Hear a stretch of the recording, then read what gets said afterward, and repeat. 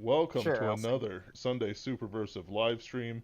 I'm your host, Benjamin Wheeler, and I'm here with my co host, as always, Anthony Marquetta, and I'm also here with the guest of the hour, James Pyles, who's here to discuss his excellent story, the first of Hightower Magazine's new publishing, the Last Oasis of Mars.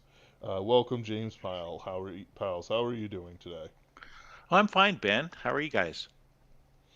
Mm, we're doing I've pretty never good. been, I never had a bad day in my life, as Ben knows. It's true. He calls me every day about it. And then sometimes he'll call me every hour just when it's particularly good. And I guess it's good to keep an alibi, but you know. Yeah. Yes. Yes. What are friends for? Hmm. Anthony, since you're the man at the helm of Hightower Magazine, why don't you take us away? Sure, I'll start off by saying the little bit that I was saying before because it's relevant, and then we'll go into the questions for you, James. What we were, this is continuing a conversation that we had started just before this started, and then Ben suggested it go on air. The way that the editorial process at Hightower works is that all four editors of Hightower, which is me, Ben, Ken Dickinson, and Me. David Hallquist, we've worked with each other for years at this point, right? We know each other very well, and we all trust each other's judgment, like very implicitly. I have no doubt that if they pick a story and say it's good, it's going to at least be like good, even if not to my taste, if that makes sense, right? So, Mm-hmm. uh, the way that I've been running it since I'm the editor in chief at Hightower is that we've been dividing stories among the editors, and they've been picking stories. Everybody gets six stories, and over the course of a calendar year, and they pick a story and put it on their story list, and voila. And I've been like, if you pick a story, I trust you, right? They all know what Superversive is. I trust their judgment. I've worked with them closely. Like, I will veto it if it absolutely comes to that. Like, you got hit in the head by a coconut, and you completely blanked that there was a graphic rape scene on page 5, right? Like, Mm. this story is out. But for the most part, it's like if somebody tells me, "Hey, I picked the story," I go, "Great, it's on the list." Your story was actually not mine. Who was? I think it was Ken who picked your story, right, man? I think so. I can't. Yeah. I Well, distributed it out, but it's kind of getting into the haze of how I do things. and it's been a month or over a month now. Uh, but it was Ken who picked it. Now, when I saw your name on the story, I was immediately like, I am 95% sure this is going to be good. Like, because I recognize your style, and I know you know what Superversive is already. Uh-huh. Mm-hmm. Yes. So it's like, I'm sure this is going to be a good story. But I was not the one who originally read it. I read it afterward, but it was accepted at that. Like, literally, I sent out the acceptance before I read it, then read it, and now I've been rereading it quickly before the show to get it in my memory, right? But I knew, like, and Ken was immediately like, "Yeah, of course we're accepting this. It's really good." Uh, so that's why we accepted the story. So let's start off with where did you get the idea for the Last Oasis of Mars? And also, I will note this is a subtle thing, but it says from the tales of the Razzle Dazzle. Is there like an anthology of stories about this, airship and things like Well, that? it's there. There's no one inspiration for Oasis. I think I originally wrote it for a different anthology. It- all of these things have themes, or most of them do, and it had to do with the pirates or space pirates. And I've always wanted to write a space pirate pulp fiction, steampunky kind of thing. I just, it's exciting, it's fun. You don't see those sort of stories really being written today, and Mm. I just, I just wanted to have my hand in it. I'm going to be turning 70 next month, and so as you can imagine, I grew up in reading science fiction in the 1960s and going into the 70s, and a lot of that science fiction was from decades before that. So that's really kind of my what do they call it, entry drug into the genre. And part of me has never really left it. Those are the stories Mm. that I really enjoy the most. Now, as far as the specifics go, beyond that, Jack London, who is a real character, for the people who are listening who don't know, who is an author, why would I pick him to be part of this story when it could have been anyone? And really, the inspiration for that was a two-part episode of Star Trek: The Next Generation called Time's Arrow.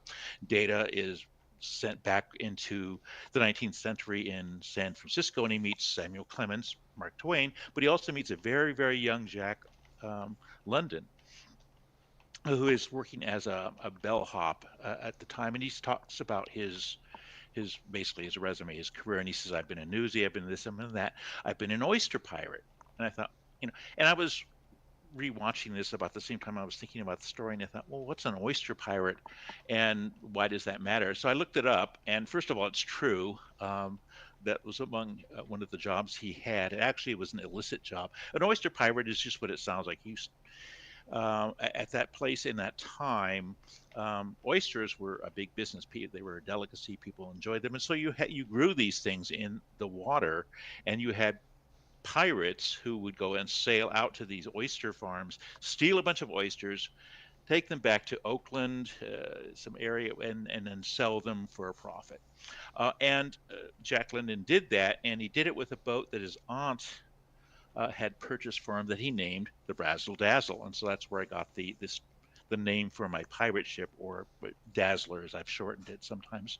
Um, and as I'm reading about this guy's life, I thought, this would be a really interesting character to interject into this pirate story along with these other individuals, and a lot of it is recognizable sort of tropes, as far as the pirates are actually kind of rebelling rather against the establishment, the British in this case, and it's a completely distorted history where the discovery of a made up kind of plant and mineral called fire enables humanity to create all of these technology at the turn of the 20th century, and are able to create pirate ships, or really a fleet of ships that can sail through the various planets looking for this very valuable mineral, which is found in abundance on Mars, but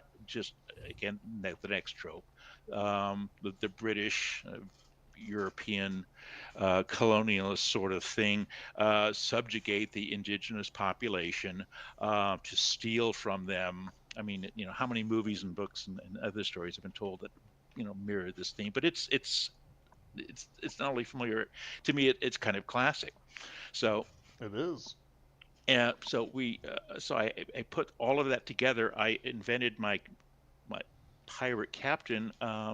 She's also based on a real life character whose name escapes me for the moment, but several hundred years ago, there was a female Chinese pirate. She actually inherited the fleet from her husband who died, who commanded 500 ships at the height of her power. Basically, she rivaled the government of China at that time, um, and was, you know, basically the most feared individual in the South China Sea. And I thought that's really cool.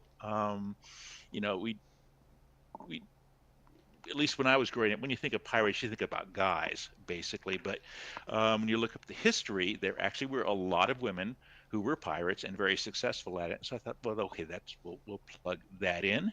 And then I got just very excited about, okay, if you could actually do this, if this made up technology worked, what would it look like? And so I got to have pirate ships and um, raiders on the Martian moons, and really the other inspiration is probably the first science fiction book I read when I was 9 years old was The Princess of Mars, Edgar Rice Burroughs, and I just really enjoyed his depiction of Mars. Of course, that was at a time when we didn't really know much about things, but how it actually worked. But that's the fun about these sorts of stories, is that you can really bend reality and kind of throw most of your science books out the window, because it's not really the point of being scientifically accurate. The point is reimagining the universe to where it's more fun. It, I take a look at the kind of the science fiction genre as it exists today, kind of the current gatekeepers, and not a lot of it is fun. I mean, Mm. it's not really written to be primarily entertainment. It's written, uh, at least from my point of view, to be, to make some sort of message, and that's not necessarily a bad thing. Science fiction is replete with messages, but it seems to be that a lot of the stories that are available these days sacrifice, having fun, being entertaining, adventure, excitement, action, for for some sort of message they feel that they have to put across to the public, whether the public really wants it or not. I think probably the most recent incarnation of Star Wars, The Acolyte, which I've not seen but I've read a lot about, is a perfect example. If you compare that to the original Star Wars movie from 1977, they don't really have a lot in common, because the original movie from 1977, it was good versus evil. I mean, which is fine, but it was also just a lot of fun. Um, I mean, who didn't want to have a lightsaber or fly an X-wing after seeing that movie?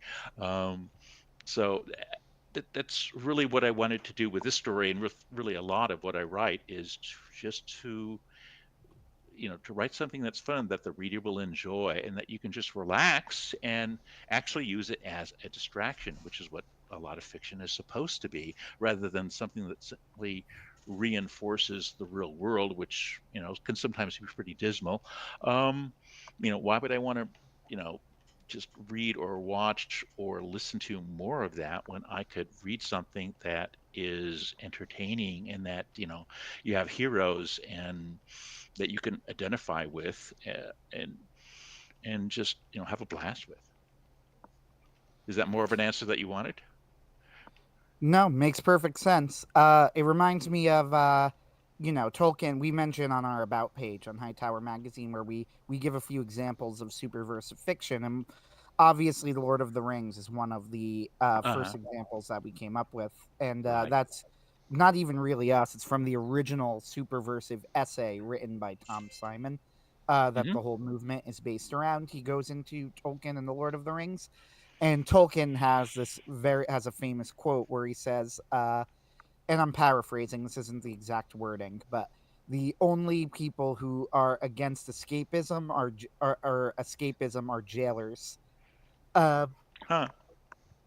which is a great quote, and also kind of gets at, like, I think sometimes people create a dichotomy that doesn't really exist, right? Where it's like Tolkien is one of the most literary writers that you can possibly imagine. Now, there will be people will deny it, people won't admit it, people will say that's not what he was, but considering the large number of classical references and Hmm. the broad tradition he was writing off of, the incredible amount of detail that he worked with in creating his fictional history, right? He's an enormously literate writer, and yet he doesn't see the problem with escapism, right? Hmm. Uh, he understands the importance of it and doesn't oppose having a message and things being important with escapism. And I think that's one of the problems with the modern day writing as well, is that there's this idea of, like, you could either be fun or you could have a message, right? Like, Yeah. it's either a story that has something to say or a story that is fun. Mm. But that's not really, it's not true, right? Like, when you get into modern day fiction and message fiction and whatever, uh I think the problem that people have with message fiction, there's a variety of things. Uh-huh. Because the eternal argument always goes into, like, all fiction was always, Captain America was always political. It starts off with him punching Hitler, right? Like, Hmm. and that's where you get into the arguments with X-Men as well, which, by the way, had been debunked years ago and has been popping up again. X-Men was not political when it started. That was not the original intention of the X-Men. That was added later. Uh, the original X-Men were created because Stan Lee was tired of writing backstories. So he wanted to create a group of heroes whose backstory was we were born that way. He admits this. It's on the record. It's like not even, it's not a secret. Uh, and then all of the political stuff of the X-Men where they draw very clumsy analogies to real world issues all came later, but they are Uh-huh. not inherent to the X-Men. Nor are they, by the way, nor is it why they were popular. They were popular from the beginning, even before any of that stuff came out. But yeah, when you look at message fiction, I think the issue with it is not so much that it's a story with a message, but I think I'm trying to figure out how to word this, and I'm struggling, which is bad. Let me give an example of a good one, and I'm going to give a controversial example, maybe because it's modern and it's Marvel, right? But this is when this is in the period of time when Marvel was good. So, Captain America: Civil War. Uh, Captain America: Civil War delves into like real world political issues. It delves in interesting ways. However, the clever thing about Captain America Civil War is that you can't draw a one-to-one parallel with any one thing because it's set in a fictional world where those one-to-one parallels don't exist. Therefore, people are free to debate it and talk about it without being pinned down of, well, if you like Iron Man's position, then clearly you are a Trump supporter or whatever. Like I don't even know if that's what it would be, but or Uh-huh. if you like Steve Rogers' position, then clearly you are a Democrat. Well, no, because the exact issue that's presented in Civil War doesn't have a direct one-to-one parallel in our world.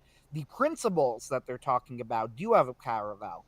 The issue of the difference between freedom and license, between governmental control versus the control of private individuals. And you can have a discussion about that without mapping it out.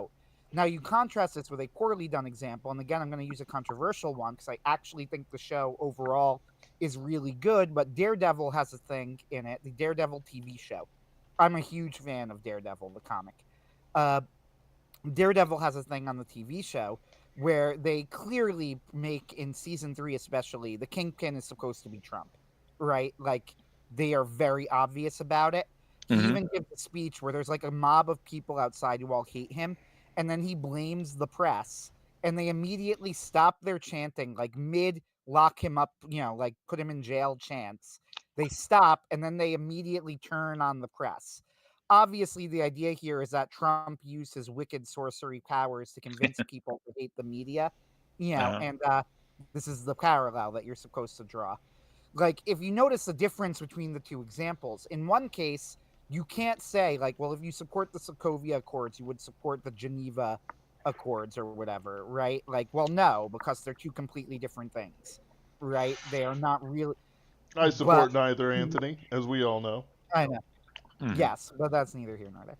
Uh, However, when it comes to the Kingpin, it's like, well, you can't. So if you agree with anything that the Kingpin is doing, then you're obviously evil, right? There is no discussion here. There's no interesting, right, talk of ideals or political messages. It's like you're just evil, And I don't think that the parallel of, well, Captain America punched Hitler. Nobody was on Hitler's side in World War II. Like, yes, there were people in the country, but what I mean is, like, in the country overall, you were not expressing even a slightly controversial position by having Captain America punch Hitler. That was just pure patriotism, right? Hmm. Like, Yeah. you weren't doing anything that was even remotely risky in doing Yep. this, Like, it's not a good parallel as opposed to having Captain America, like, punch Trump, who is supported by roughly, ballparking it at half the country, right? Like, it's not a parallel. Uh, yeah, I don't know. Those are just my thoughts. So here's a good question though that we mentioned it before the stream, and I want you to speak on this a little bit. How do you Uh-huh. think the story fits with the superversive philosophy? I have my thoughts. I wonder if it has anything to do with kicking Jack London specifically, as the protagonist. Well, um,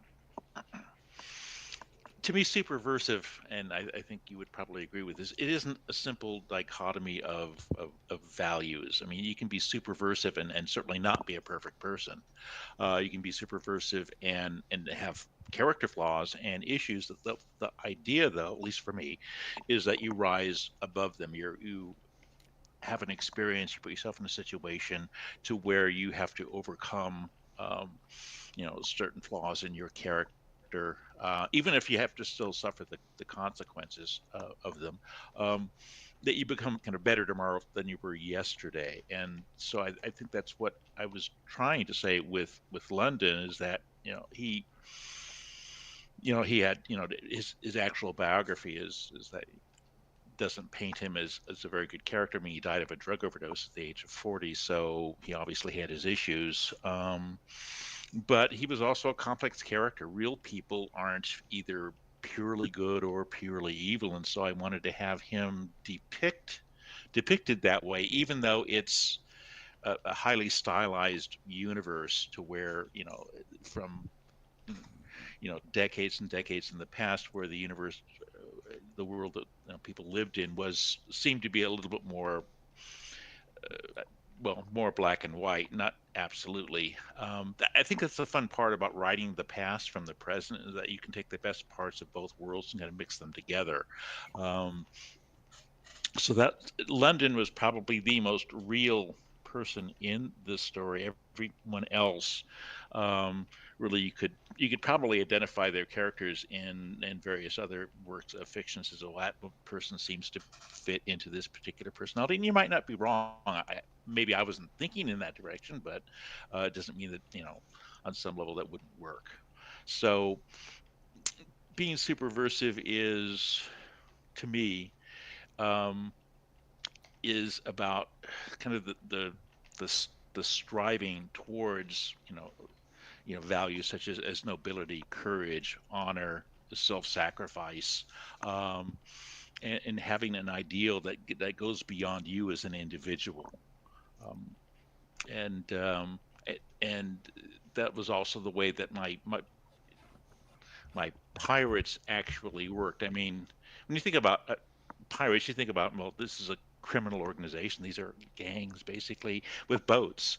But in this particular case, they more were like the way you would depict, say, I'm going back to Star Wars, the rebellion against the Empire, which is exactly what they were. I mean, at what point my pirate ship was working for them, um, and were hired to do a particular job, and then discovered the corruption that was behind it all, um, and made a choice to become branded.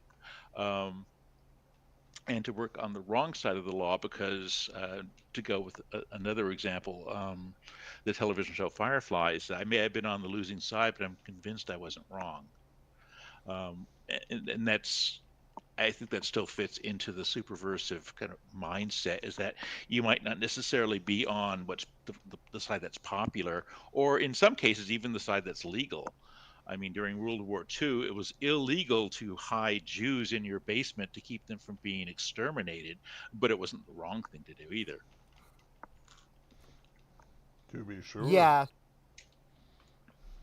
yeah, you're absolutely right about that. Yeah, one thing that I tried to make clear in our about page, which is a very short sketch. There's been several essays written on Superversive, not just Tom Simons. He also wrote a follow-up essay called the Tao of Fiction, like TAO, Tao, Hmm. of Fiction. Jaji Lamplighter Wright, John C. Wright's wife, and the author of the Prospero series and the Rachel Griffin series. She wrote a couple of essays on superversive fiction that are also very good, and maybe I'll post them on our website as well, like try and link to them eventually. But we're not the official superversive website. We're at best an offshoot, or really we're inspired by, right? Well, it's we're So the, like, not the, how do I want to put it? Like, there are people who claim Superversive, but there aren't that many people who actually, like, work with the ideas of Superversive.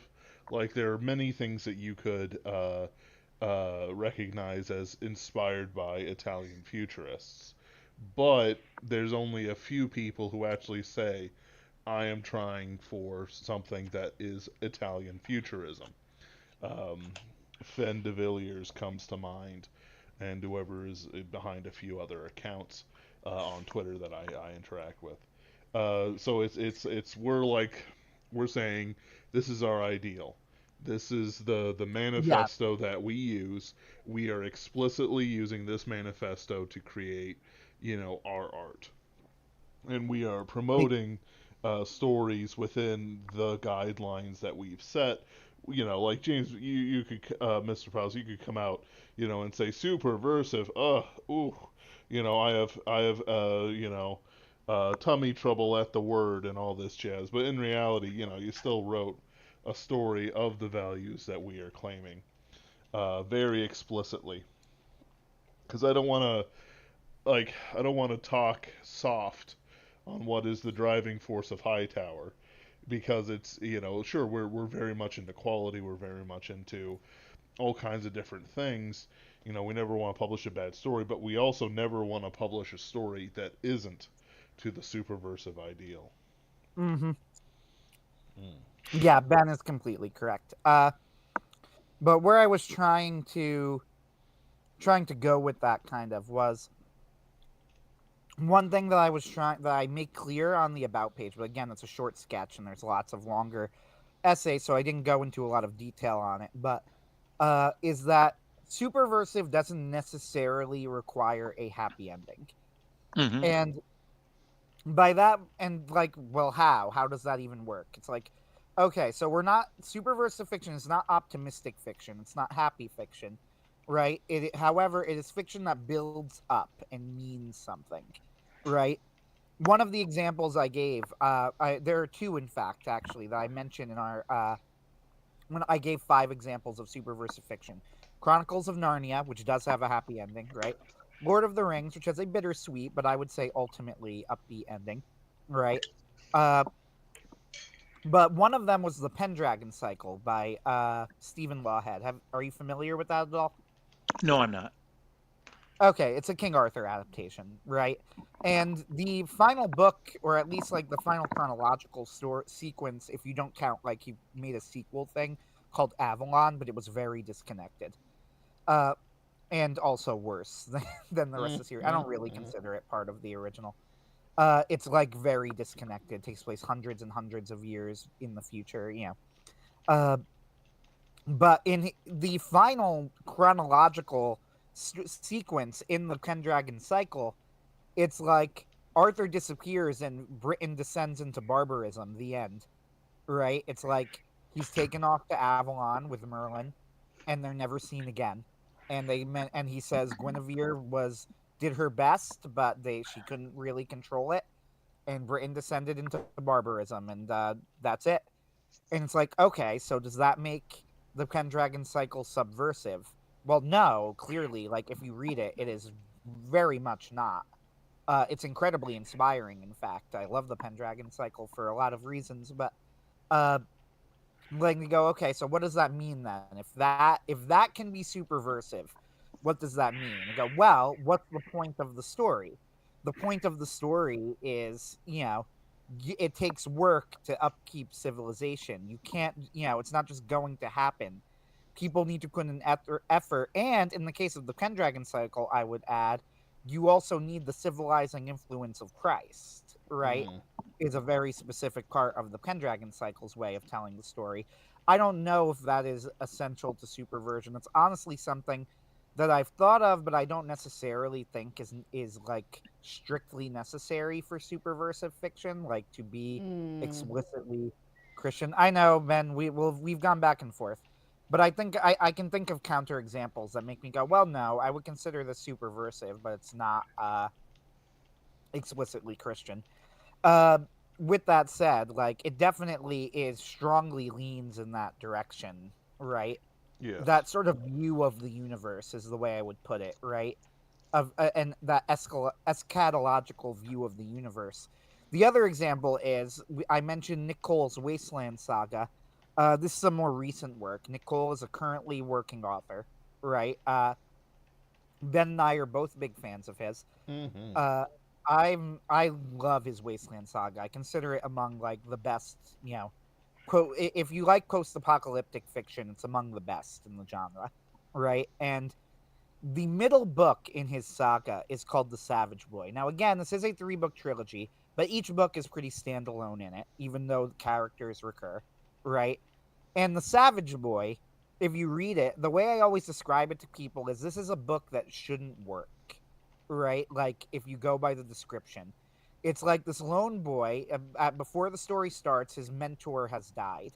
And he kind of appears in the story in the main character's head as almost like a narrator, right? Like he imagines conversations with him, you know, and he's meant to traipse across the post-apocalyptic United States and figure out like if Washington is still standing, you know, and it's irradiated. He goes and it's fallen, right? He goes back with his horse, who's his only companion, and he marries a Chinese girl, because in the canon of the story, like the Chinese invade America and then kind of got stuck there.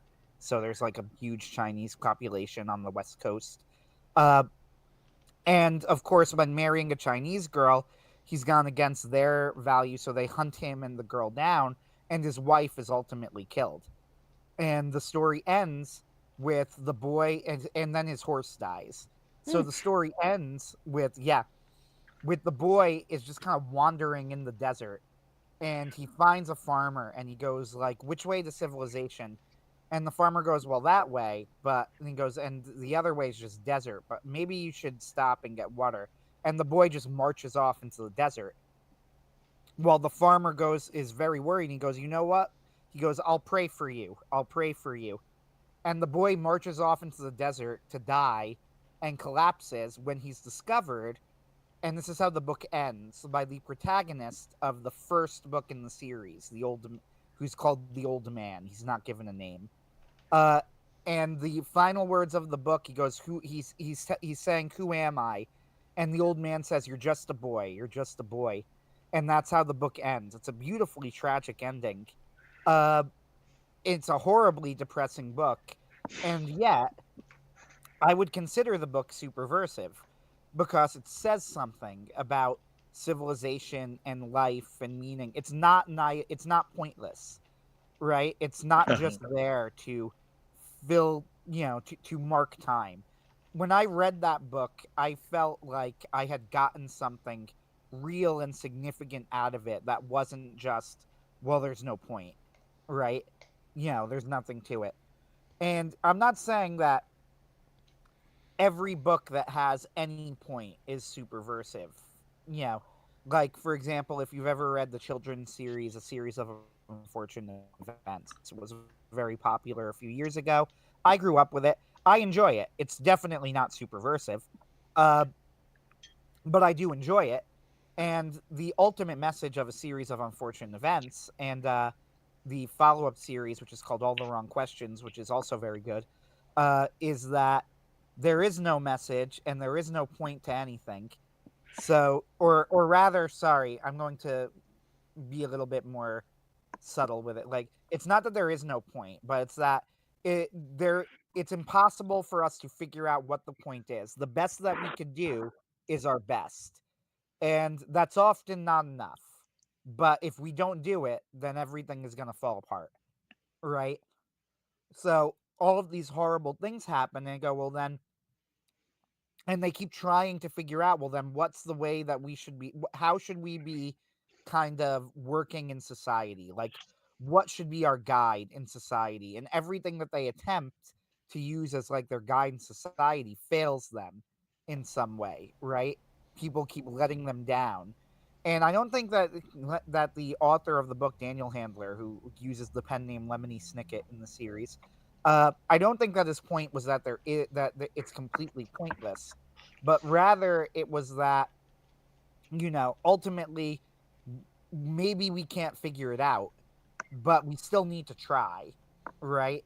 Because if we don't try, then the evil in the world is just always going to win. we have to at least try and be some sort of force for good. Now, that's an interesting message, and it's not necessarily like an evil message, but I wouldn't call it a superversive message. Does that make sense to you? Yeah, it does. I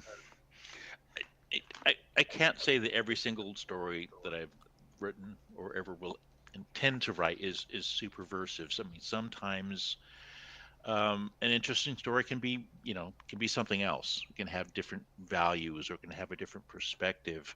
So, To be sure.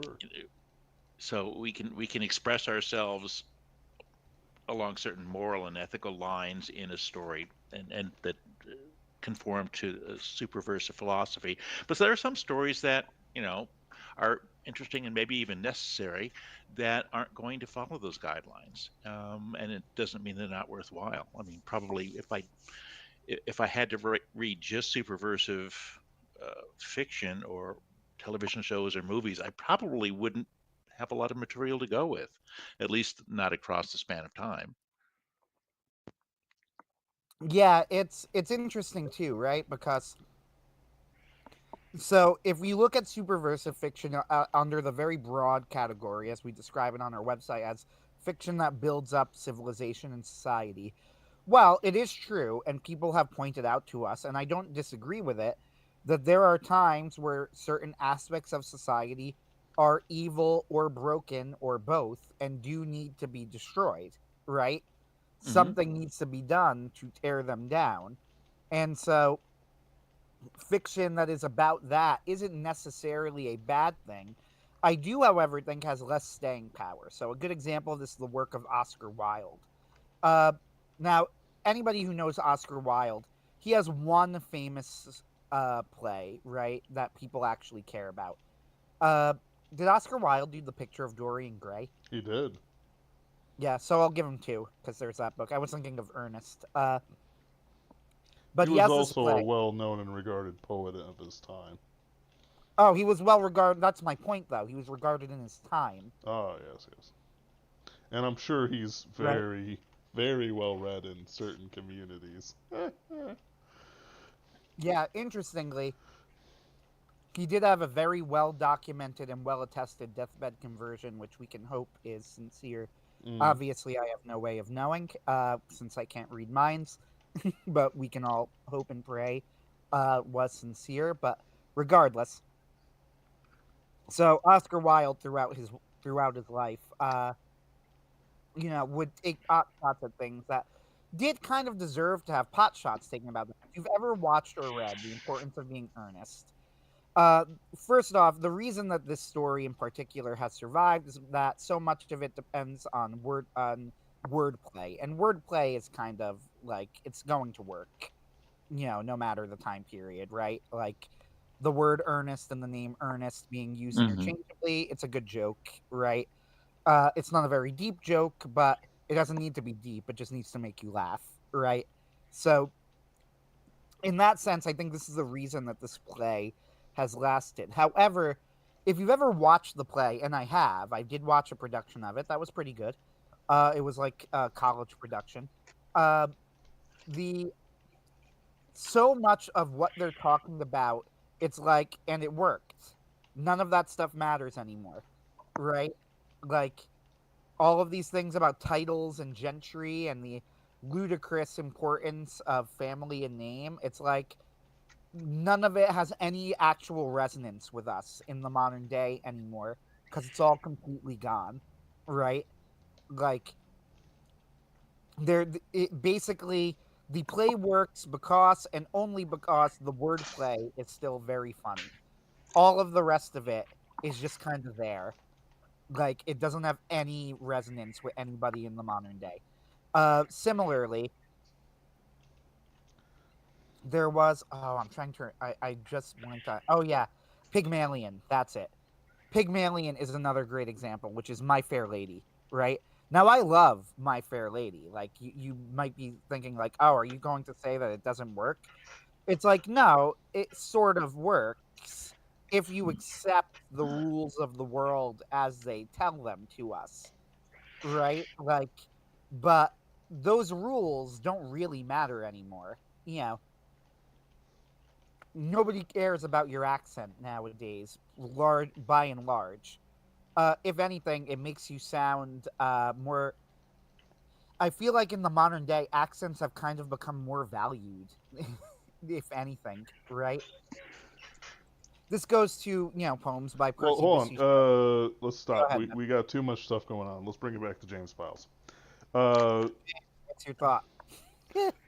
so let's sort of talk about the stuff inside your story for a moment. Uh, Okay. you mentioned with your craft, you do want to write things that are fun, that people want to read. If I'm summarizing it correctly, Uh huh. when it comes to things like pirates, pirates are fairly evergreen. Certain things fall in and out of fashion, like say cowboys and whatnot. But pirates always seem to have an audience. What do you think contributes to that? What made them very appealing to you in this story? Um, let's see. How do I want to put it? At least for me personally, it's I like the underdog. I like somebody coming from behind, and having the ability to win against much greater odds. And I think that's what not all pirate stories necessarily, but the pirates that I write about, the one, are I hate to keep repeating myself, but the concept of the rebel, Mm, the people who have been kind of downtrodden, but are fighting back. They're not, giving in. They're using whatever tools, whatever weapons they have at their disposal to combat a much greater um, force, one that's in charge of everything, and one that also is not doing the right thing or upholding these particular values that we've been talking about. In this case, of course, you have the empire that's subjugating various people groups in order to gain more wealth and power and control. Um, you know, really without any sort of moral agency attached to it. And then you have the people who are opposing them who um, have no choice but um, to be pirates. The Disney's, at least the first few movies in Disney's Pirates of the Caribbean, basically speak to that. The idea is that doing the right thing sometimes requires an act of piracy, and so that's very attractive to me. And beyond that is, I think, what contributes to the staying power of pirate stories is just the romance that's attached to it. I mean, mm. you have these sailing ships, and this isn't the only pirate story that I've written about, that um, are kind of the archetypes for really all kinds of transports. I think there's in the original Star Trek series, there's one episode where Kirk is actually comparing the Enterprise to a sailing ship, the freedom that you have, and kind of the ability to use one individual's um, captaincy or command or vision or everything that Kirk is supposed to be, I suppose, um, to do good things, to explore, to you know make everything the world a little bit of a better place. And he makes, I think, the analogy is correct. It really doesn't matter if it's a pirate ship or a starship or anything else, is that you still have these same sort of elements that resonate with an audience. That I mean, nobody's going to read your story if at some level they can't see themselves in it, or at least try to project themselves in it. And there's certain things that are universal, and I think that the a sense of freedom, a sense of kind of an openness, a loosening of restraints that most of us operate under on a day-to-day basis is not only appealing to me but appealing to a general audience. These are the movies, the books, the comic books, whatever types of entertainment you're talking about, that I think that historically do the best. Of all of the movies that came out in that particular year, why did Top Gun Maverick do so much better than others, because they embody those particular values. That who is Maverick, but I mean, it's in his name, right? Hmm. He's sort of a pirate in a regimented world. I mean, he's a military officer, so you have all kinds of rules, but he doesn't. We love him because he doesn't always obey those rules, and the fact that his methods work. And who wouldn't want to be that? Whether it's a fighter jet or going back to a pirate ship, it's really very much the same thing in an individual's imagination or in the fabric of their DNA. It's what we always long for, is to be that sort of person. Um, so that's I think why pirate stories have a longevity. I think that, to speak to another thing that you had mentioned briefly, I think that cowboys and westerns are making a comeback. I've been They seeing are. a lot of open submissions lately, and I've even had one story recently that was accepted. That was pretty much cowboys meet the supernatural.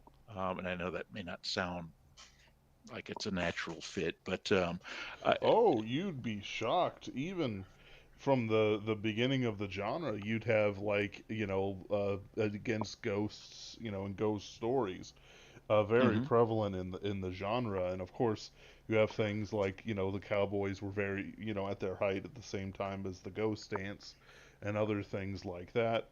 That was actually fairly fertile ground, not as well sung as the more, shall we say, what you naturally think of as a cowboy story. But they mhm. were they were there in many of the old pulps and stuff like that. Uh, there is sometimes an element of the supernatural. hmm but I've been seeing a lot of that beginning to come up lately. So I'm not very good at predicting the future, but I'm imagining that at some point that the Western is going to make some sort of comeback, Hmm. even if it's only in certain circles. Oh, of course, of course. I don't necessarily think it'll make it back into what we call mainstream entertainment for a variety of reasons. Um, at least not the cowboy stories that I grew up with. Because when I was growing up in the '60s, I mean, westerns were huge. They were all over the movies and televisions. I mean, you could. That's how Roddenberry sold original Star Trek as Wagon Train to the Stars, and the network I bought it. No, that's really. I mean, yeah, it's an actual quote. Um, love Hmm. it. but because that's what they could relate to, because that was making money. Nobody had, when Star Trek came along, nobody had a continuing science fiction television series ever. They were all anthologies. Um, so he created something that was brand new, and it's still with us today in a variety of forms. So it worked.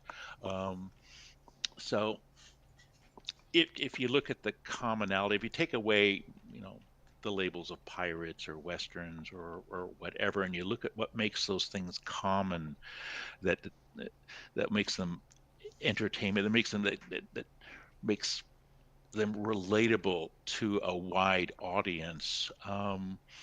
I think it really is those themes, the idea that we can, the audience could explore a wider universe, project themselves in it, and relate to it because it has a more universal message than just what the latest thing happens to be in social media these days. It's something that really what makes us all human. The kind of the human story of you know good versus evil has a tendency to sound very trite and cliche these days, but really it's what it boils down to. It's like, who am I? What do I consider myself a good person? Why do I consider myself a good person? What makes me good? Is it just because of some transitory set of values that somebody has made up over the last 10 or 20 or 30 or 50 years, or is it something that's more universal? Hmm. The concept of Christianity, we talked about that briefly before. Does superversive fiction have to be Christian? In my opinion, no, because well, first of all, Oasis isn't Christian. The Christian God, Jesus is never mentioned in the story, but it's the values that are represented um, by Christianity. I think that are fundamental and they're basic. Hmm. Um, uh, that and we talk about Christianity, but of course God is forever. So if you go back all the way to humanity's being created by a supreme being and given a set of moral and ethical boundaries and structures, that's whether a person is Christian or not, whether they have any sort of spirituality or faith or not, whether they're a straight up atheist or not, at our core, that's imprinted upon us. And I think that's why those stories ultimately matter, even if they're contradicted by, the various gatekeepers of the entertainment industries per se. The reason that superversive readers exist and why our fiction is, is sought after is because of that. Absolutely. The fan base often creates the genre rather than the genre creating the fan base. I think. Hmm. I would agree with that. In fact, I think it's what we're seeing now is that you have a genre out there that's trying to create a fan base, and the reason that they keep losing money and losing an audience is for that very reason. Well, uh, I haven't seen anyone put the connection when the weird lesbian space witches of the Acolyte. All I do is I see a commercial for "It Takes a Village to Raise a Child," and that's never gone anywhere. Uh, that was I think a Hillary Clinton book about basically group raising of children for Democrat values, and Uh-huh. to me, it's all very ridiculous, all very nonsensical, but all very, anti-Christian, anti the very world they live in. Because if you look and you say, okay, these weird cultic lesbian space witches, um, what parallels to society? What matriarchies can we see? And it's like an obscure tribe in China of like 10,000 people who live in abject poverty. Various African tribes who live in abject poverty. Weirder Amazonian tribes who do not understand the concept of life being valuable. And it's unreached by missionaries who they continuously eat. I'm of the opinion that perhaps General Grievous was right to burn down the space witches of Dathomir when he did. General Grievous did nothing wrong in this particular case, um, which is inside baseball for Star Wars, I guess. Uh, but it's okay. Well, it doesn't exist. The idea of a successful space witch lesbian society does not exist in the real world, and there have been plenty of opportunities for it to exist. Um, Therefore, it doesn't resonate with that truth that we are agreeing must be there. Um, the one of the big parts of Superversive is that you can't tell a lie and have it be, the truth that you're supposed to follow. Um, the reason why China Melville still maintains a very high degree of respectability, even though he is, according to every account I've ever read of him, a raving communist lunatic, um, is that he doesn't shy away from truth.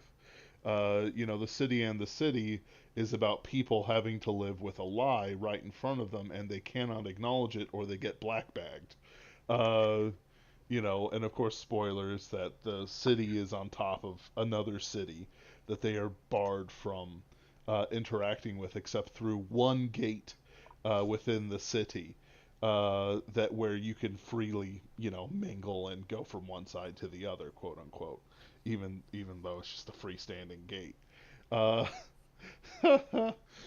but you see what I'm saying? There's um, the idea that we can tell lies and then demand that it be accepted as truth and a higher truth than say the Messiah or God or any number of other things that might be, part of the highest truth, that might be the originators of the highest truth. It doesn't work. It doesn't get there. Nobody really likes it. Apparently, the Acolyte didn't even have 5% of its viewership of Disney Plus or something ridiculous like that. It's a failure, but they'll still do it because, in the same way that we pursue truth, they pursue their father, the devil, or probable father. The disappeared Uh-huh. dad. Mhm. It's Father's Day. I had to bring fathers in there some way, somehow. And certainly, the devil went for a pack of cigarettes and some milk a long time ago. And every, I don't know, 3 months or so, he throws a jug of rotten milk at their house. Uh, he's not totally lying. Here's some milk. Basically cheese. Uh, let's expand a little bit, unless you have something you want to retort to, James. No, I'm good. Go ahead. What? So the last time we had you on, it was over the Soul Planetary Anthology, which Yes. I fondly remember. The What projects have you participated in since then? Well, that that was a long time ago. What projects have I participated in then? Like Quite a bit. publishing novels, all that good stuff. I have been trying to write a novel for years.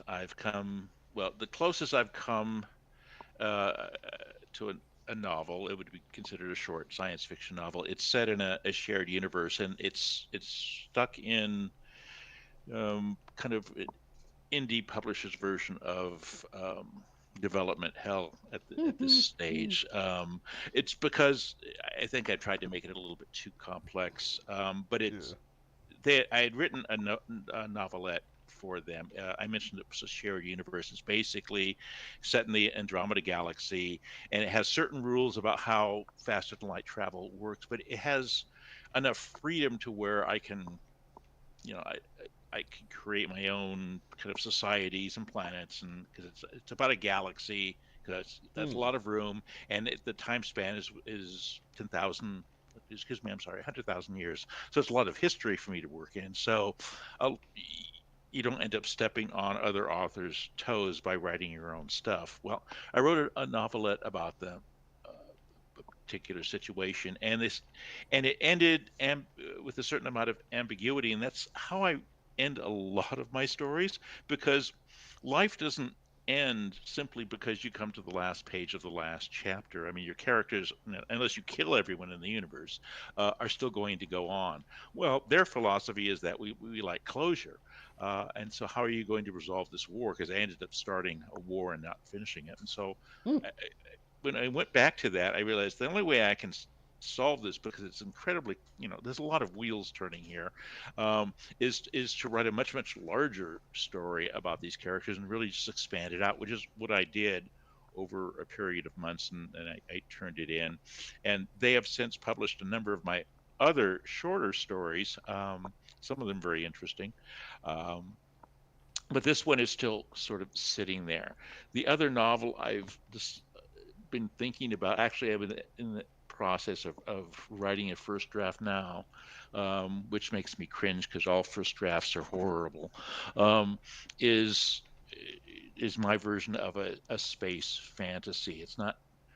I mean, Star Wars is really not science fiction. It's a space fantasy because it really doesn't depend upon knowing how faster than light travel works, or any of their technology. It's really those are just tools in order to tell a broader story. So I have this broader story that I'm trying to tell, and it would take too much time to really try to describe what I'm digging into. Maybe in a future interview if that opportunity comes along. But it's I found that writing short stories, there's sometimes are gaps in opportunities, and so I get bored. And so this is something that I will always have there, regardless of what else is going on in my life creatively, to fall back on and to create these characters who I'm now invested in. Um, so I started out with one publisher kind of in mind, but I realized that it doesn't really matter whether they pick it up or not because I'm just going to write it anyway. I'm not writing it for a particular editor or individual or organization. I'll worry about that later, but this is something that I can create without somebody saying, well, you have to comply with this particular theme, or this is how long we want it, or this or anything. It's just like it's just pure like if you've ever asked yourself the question, if I could write any story that I wanted without any sort of restrictions whatsoever, what would I do? And I'm working on the answer to that right now. But in the meantime, all these other short story opportunities and novel opportunities have been coming along. What else have I been doing? Oh, the one thing I really have been very excited about. I've written my first science fiction serial that's been published on a platform called Kendall Vella, I guess it's pronounced. Ah, Um, yes. but uh, this publisher approached me. I didn't respond to an open submission. They actually asked me to do this for them, and said, and there's a television show which I was barely aware of that ran from 1950 to 1955 called Tom Corbett Space Cadet. And as you can imagine, of course, it's a 1950s science fiction aimed at children story. So it's it's very, very basic. Um, but it's also apparently available to, you don't have to pay anyone. Nobody apparently owns it. So they said, "Would you like to write a short story, a novel, or?" And then they introduced me to the serial. And then, I grew up at the very, very end of the movie serial era, and have always, thought what it would be like to write something like that. I mean, a lot of the stories that I read as a kid in novels were originally published in serial fashion in magazines, like the Edgar Rice Burroughs, E. E. Doc Smith. All of the stories that they wrote originally were serialized, and so I said, "This is great," and it's currently available. I think I wrote 16 chapters. Chapter 11 should have been published last weekend, um, and it seems to be doing well. I mean, it's gaining some traction, Hmm. which it's the tough. That's the tough part, at least from my perspective of indie writing and indie publishing is the marketing. How can you get traction with an audience? How do you attract not just some people, not just your friends, not just the people that always agree with you, but a lot of people who that would probably like your story, but are having a hard time finding out about it because you don't have a huge budget to advertise it. People who are So I'm willing to pay you money, essentially. Yeah, basically that's right. Although you can actually read these for free. I think it's and you probably know this probably as well as anyone else that sometimes you start out offering your wares for free to gain an audience, and then you slowly introduce, okay, if you want this or you want these features, you'll have to pay this extra fee, and then they say, yeah, we like what you do, so we're willing to do that. Hmm. So that's currently the state of my Tom Corbett story. It's called let's see, Our Legacy, the Stars, a Tom Corbett adventure. So I suppose if you Hmm. were to Google that and my name, then it would come up and you could read it. But it's also uh,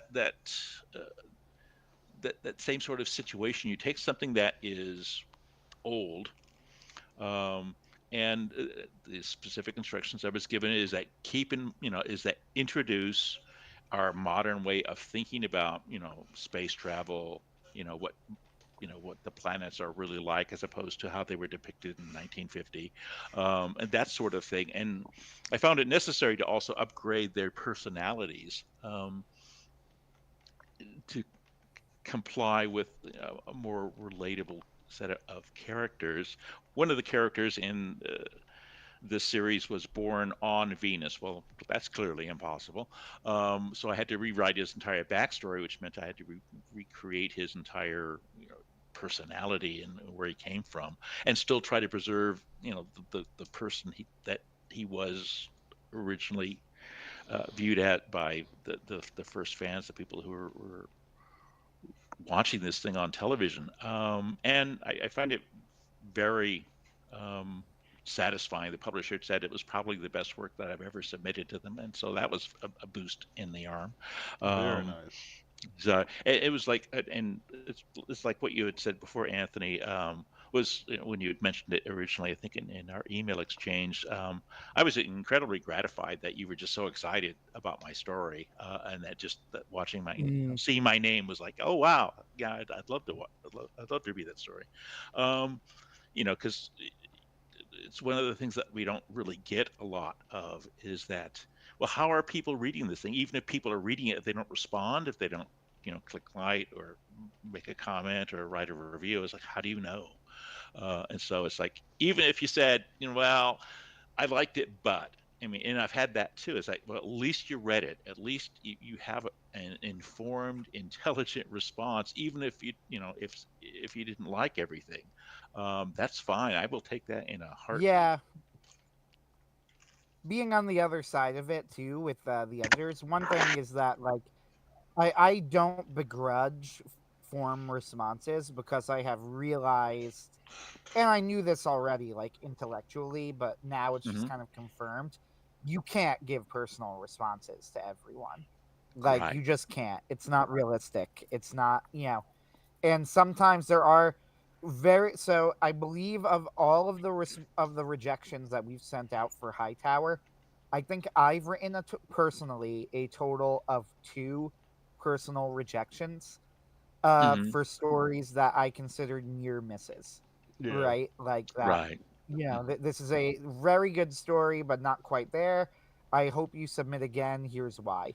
Everything else, and some of the stories were not bad, and I could see being published in some other place, right? Like they were perfectly decent stories, and Hmm. maybe some other publisher with different tastes than myself, or one of our editors would look at it and go like, oh, I'll take it. But I was just like, yeah, we're never going to publish this. It's just not our right. Like Hmm. it's never going to happen, so send a form rejection and move on, Right. Hmm. so I totally get it. I also though understand that it means a lot to get a personal rejection, even like as Hmm. weird as that sounds, because it means, like you said, that somebody believed in, you know believed that you were worth speaking to, if that makes sense. Hmm. But I don't think I think it's Yes. worth it to say, like, you shouldn't take it personally. Yeah. No, I get it. You can't respond to 200 or people or whatever.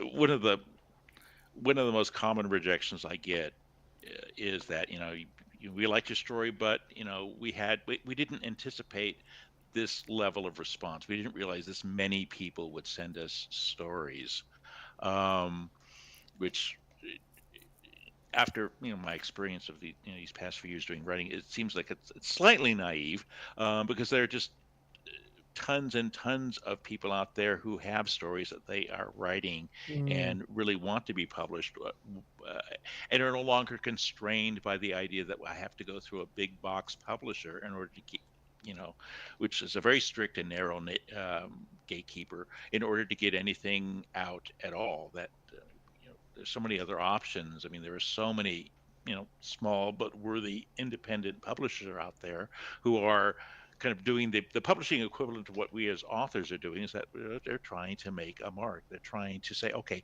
we have an idea for the stories that we want to publish on a particular platform to create a general readership because of X, whatever is fueling their desire.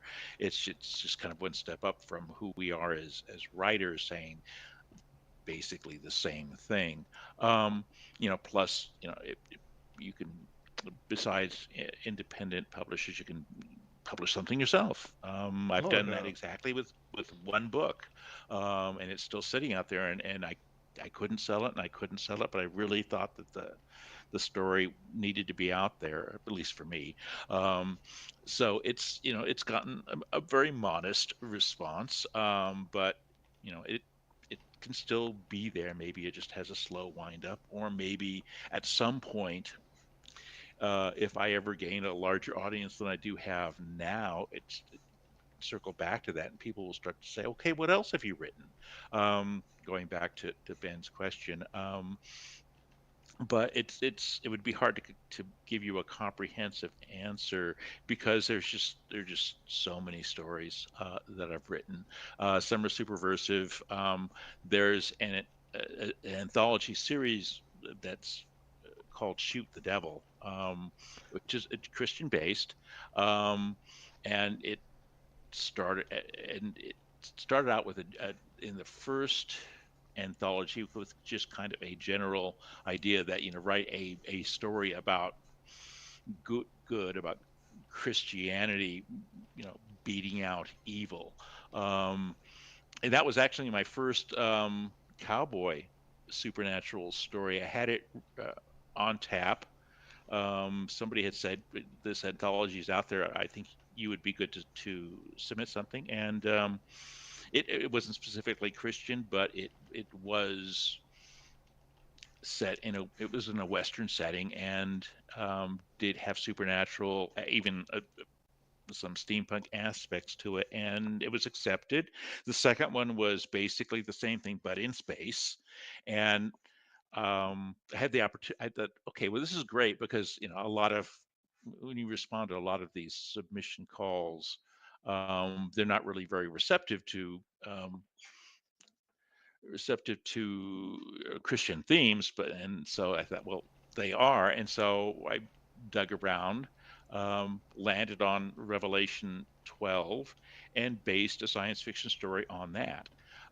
What would happen if? No, it was great. I I know. thought, and they accepted it. Um, but what would happen if you had a young Christian officer on this spaceship and they're on a planet, and he wants to proselytize, but it's considered illegal and has ethical issues for a variety of reasons. But it's the idea is that if God is universal and there's intelligent life on more than one planet, why would God only reveal himself on Earth?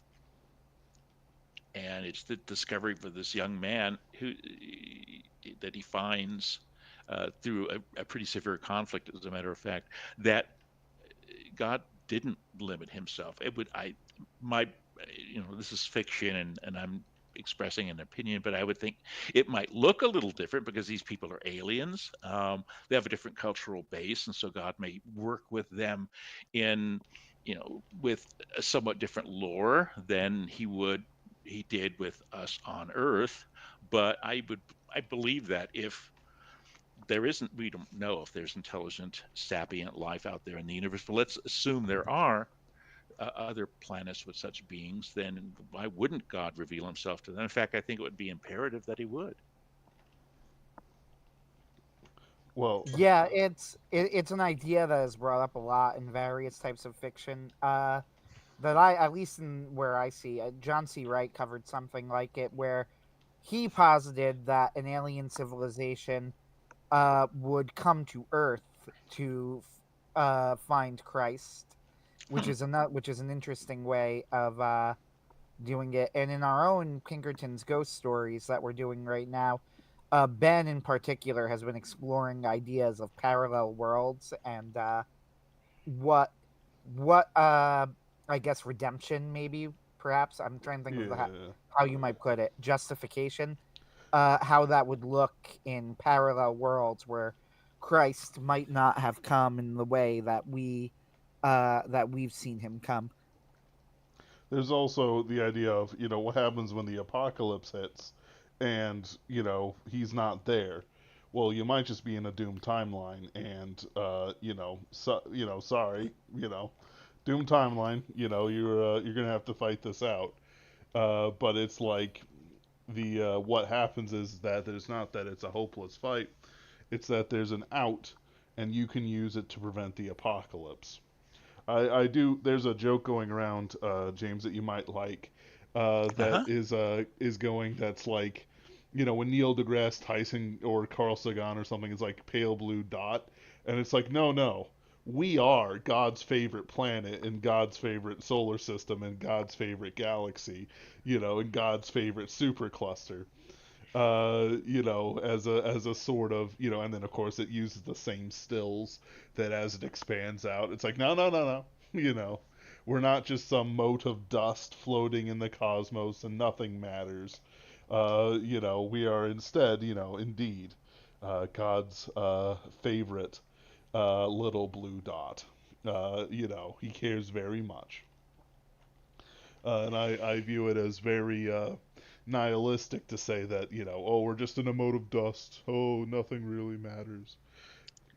Well, you could turn that completely upside down and say if God created intelligent life on X number of planets in our galaxy, then they all matter. Mm-hmm. I mean, I think that it's one of the struggles I think some Christians have when they conceive of a giant, universal, all powerful, all knowing God. I mean, all that vastness. If you attempt to kind of apprehend it all, you ask the same question that David asked. Why would you consider me? Why am I as an individual so important? But Right. if an individual human being on one planet is important, then why wouldn't an individual anywhere else? I mean, if God Hmm. created you, you're important. Oh, Being yeah. one among many doesn't really matter. It's So, true. And, so that's, I mean, yeah, go ahead. and it's just, a joke against, the Carl Sagan types who want Yeah, to minimize us so much. yeah. Well, and you see that. I mean, I see that a lot in kind of internet memes. Is that it shows a picture of the galaxy, and then it has a little dot and it has a little arrow and says you are here, and then it makes some sort of comment about why do you think you're so important, which is pretty depressing if you think about it. I mean, you know, a, a lot of people have a hard enough time getting through the day without having to confront that too. Yeah. Um, so it's like, you know, that's I think one of the things that is reassuring about having faith is that in the reason that so many people have these kind of negative perceptions of humanity and human beings, besides our sin nature, which is there, is because they don't apprehend something bigger than us, than Mm. humanity. If we are all there is and there isn't anything else, then yeah, I'd have a really big reason to be depressed, um, and worry very much about my grandchildren growing up in this world. So, Yeah.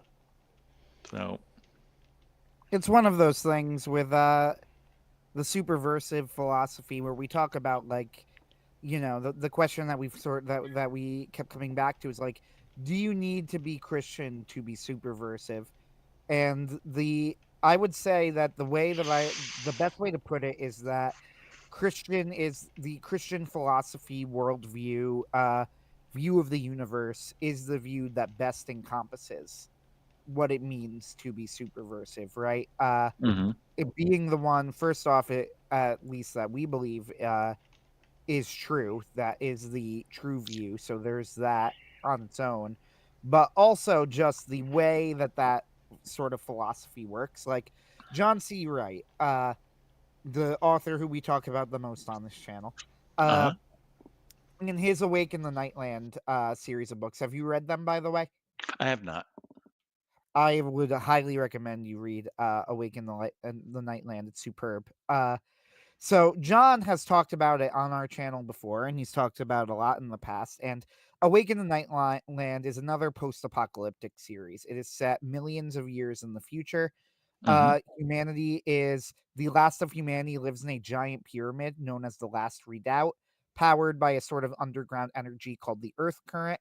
And this pyramid is surrounded by an area called the Nightland, which is just everything else. And it's full of inhuman monsters and eldritch abominations and things. And Awake in the Nightland is a story about three different times that characters need to venture into the Nightland, and then the fourth story is about the end of the world. And you might go, well, didn't you say it was post apocalyptic? No, I mean the actual end of the world. I mean that the timeline ends. Like, Oh, okay. we go. I think he literally makes up a word or something, like, and says several vigintillion years into the future or something.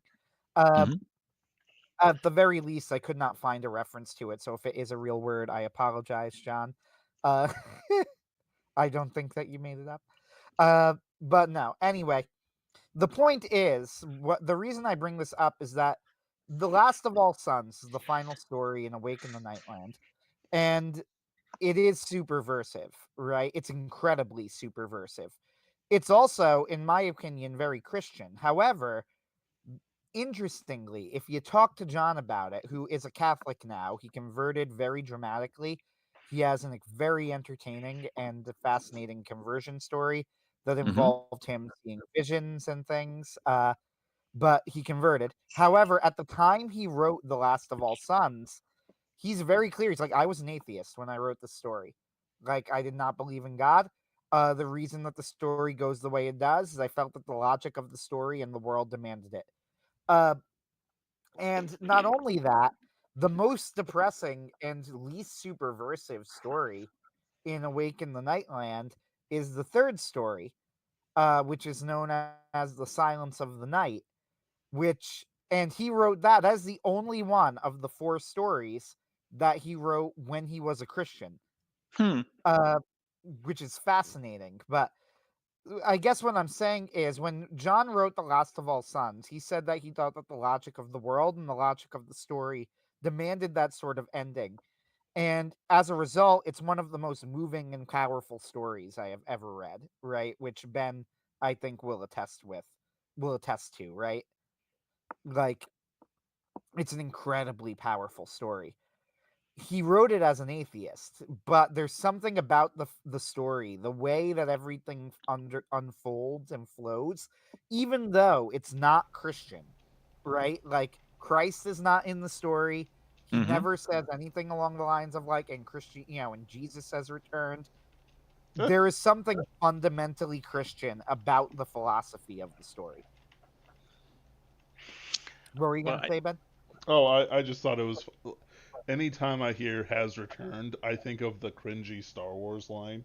Somehow Palpatine's Oh, returned, oh, that, yeah. and somehow it Jesus has returned. and it's All of like the Star Wars. yes, and it's like, well, we were waiting for him, the coming second coming of the Messiah. It's like, yeah, but we didn't really think he'd mean it. All the Disney Star Wars producers have a big meeting and they go, somehow Jesus has returned, and everybody gasps. Oh yeah, yeah. What were you gonna say, James? No, I was just laughing at the idea Yeah. of that. But yeah, the other thing I was going to say is that I mean I think we have a lot of examples of stories that don't specifically say, and then Jesus said that are Christian. I mean, even the Chronicles of Narnia, which is clearly a Christian allegory. It's still there's still kind of some makeup on those concepts that allows it to be more a fantasy and metaphorical than just a straight up Christian story. You mentioned Lord of the Rings, same thing. I mean, the values are there, um, but nobody actually explicitly says things about the church or Christ or faith or God Yeah, or exact. God of the That's a great Bible. example. But they're all there, and I think that there's just tons and tons of stories. And I mentioned before about these sorts of values kind of being written on our hearts or on our DNA because we were, whether we acknowledge it or not, you're a creation of God. And that's just it.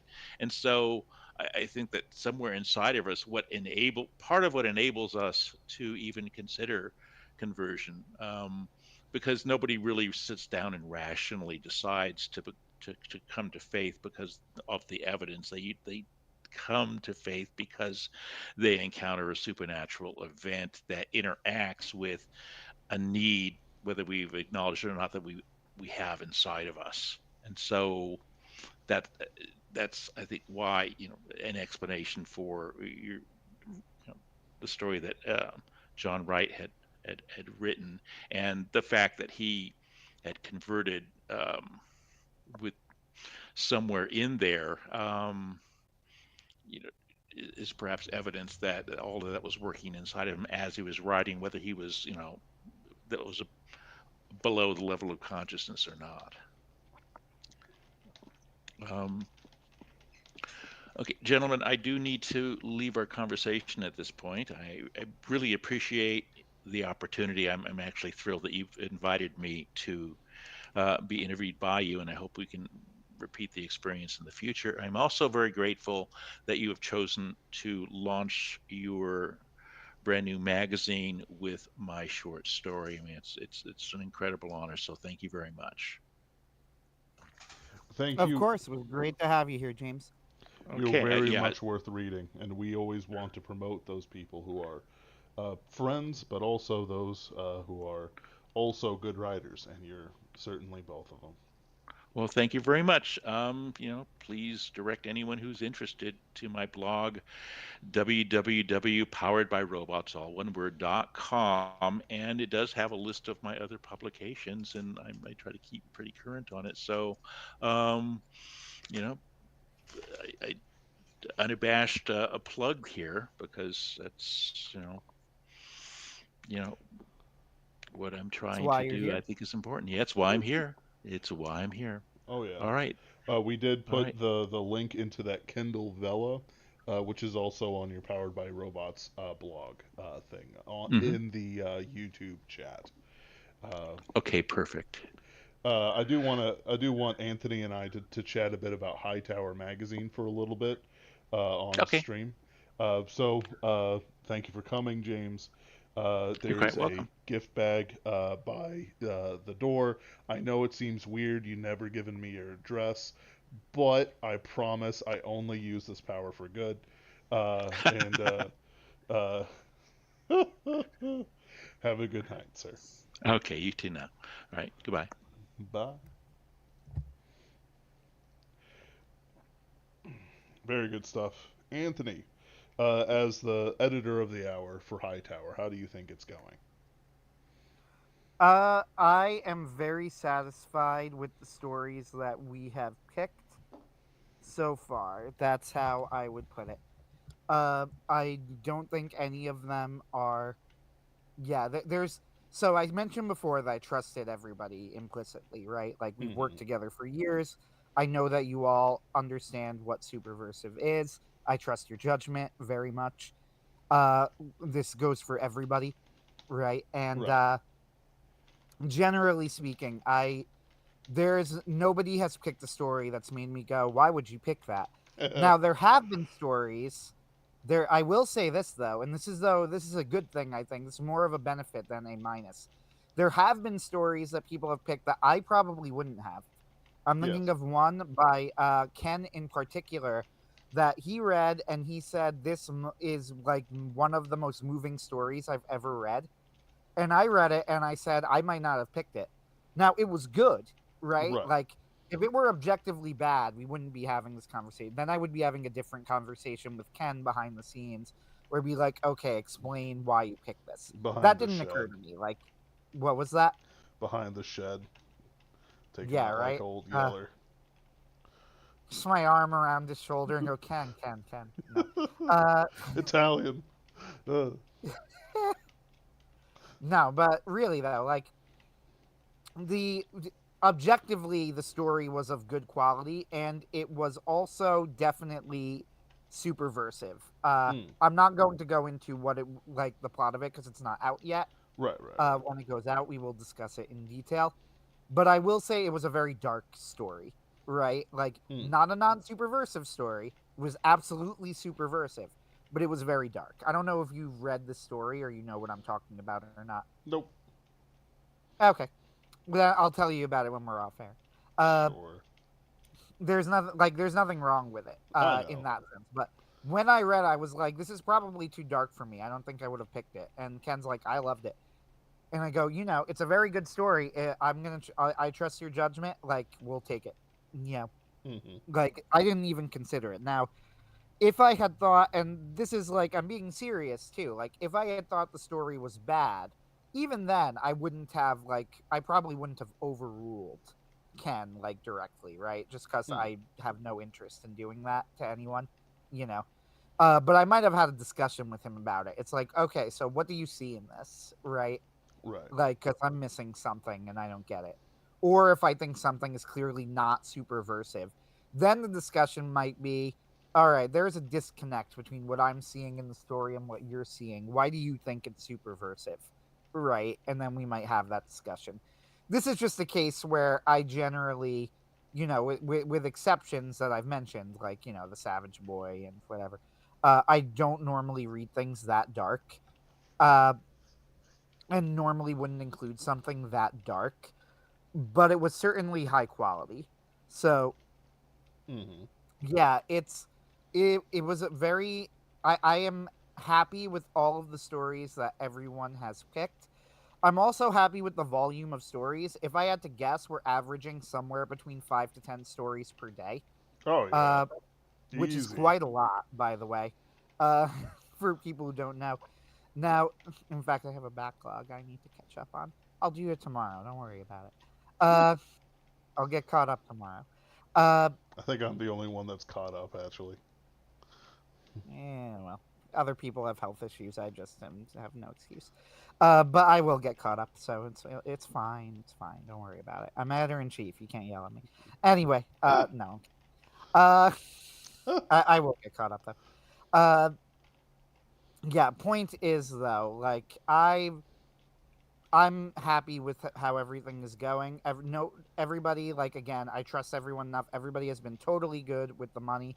Most people have opted to give their money in advance. I'm the only one who's been paying the money monthly, because I'm cheap. I guess I don't know, but most people, for people who don't know what I'm talking about, we have a seed fund for Hightower to make sure that we can pay people. It is at the moment it is an entirely charitable endeavor. We are doing this for the love of the game. Yeah. So Mm. we are putting in our own money for it. And when we were organizing it, I gave two options. You could either put in the money up front. I'm not going to say how much, but it wasn't a crazy amount, just, enough that we could pay our authors. Or you could contribute the money monthly, which would accomplish the same thing. Everybody but me opted to pay the money up front, I'm pretty sure. I Mm-hmm. have been paying the money monthly, presumably because I'm cheap. I don't know. Uh, It happens. nevertheless, yeah. Nevertheless, everybody has been caught up with it. There's been no issues on that score whatsoever. Uh, so yeah, I'm pretty satisfied with Hightower. I guess the things to think about is what do we want it to turn into eventually?